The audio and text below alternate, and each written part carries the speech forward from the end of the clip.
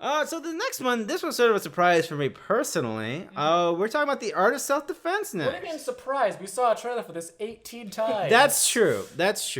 But it was surprising because I personally, George Cruz here, was a hater on this movie. I was like, this doesn't do anything for me. And I guess I should disclose that we were given free passes through Alamo for this movie.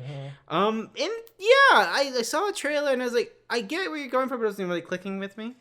And I think it's probably the funniest movie I've seen this year, personally. I loved the trailers. When I first saw the first trailer, I was like, dude, because I love the fucking dry-ass humor. Sure. It's one of my favorite things. So I guess it's just, I don't trust people to deliver on it until I'm in it. Yeah. But I guess that's what Hollywood they were going for. So this is a movie where Jesse Eisenberg is...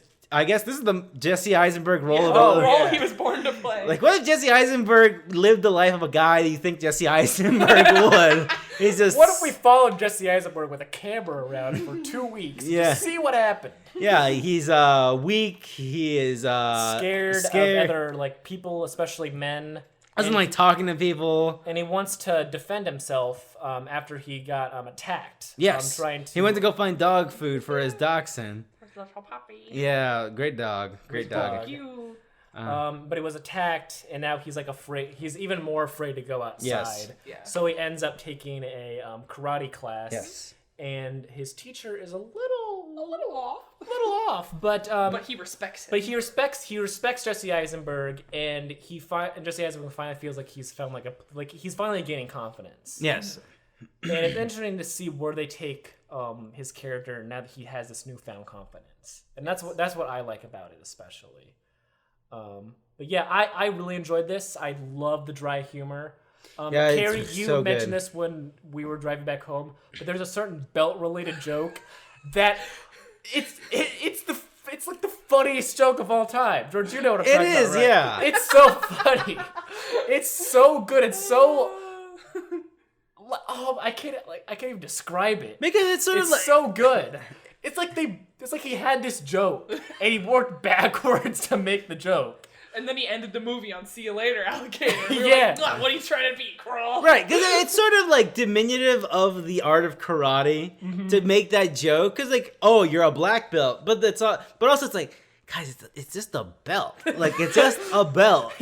But it's like, no, what if we're a movie where these characters are committed to the bit, just die hard committed to the bit. Oh no, and it's a joke that makes sense given his character. It's the whole movie also, yes. So it's such a good joke.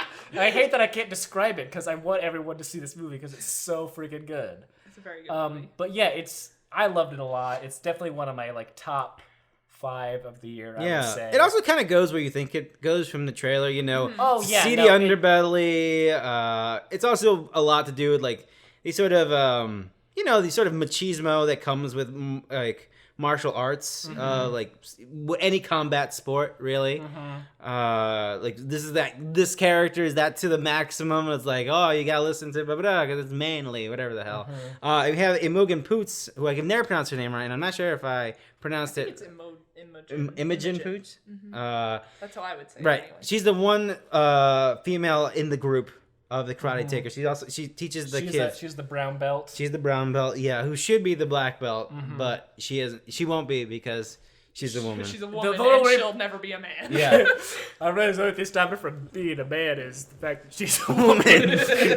So she can never be a black belt. Yeah, it's incredibly dark and it's very dry and punchlines hit very well. Yeah, I was very, very surprised with it. Yeah, it's I don't know what else there is to say about it. I think it's a tad predictable, where it goes.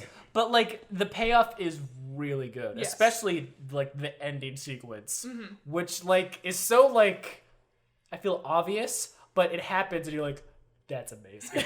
I'm so happy I just saw this. It's so great. But yeah, I was a big fan. It's also funny because all of this shit happens, all of it happens, but at the end of the day, it still comes back. No, it's karate. It's fucking serious business. I was like, yeah, perfect. This is the best way to end this movie. It just ends as surreal as it starts.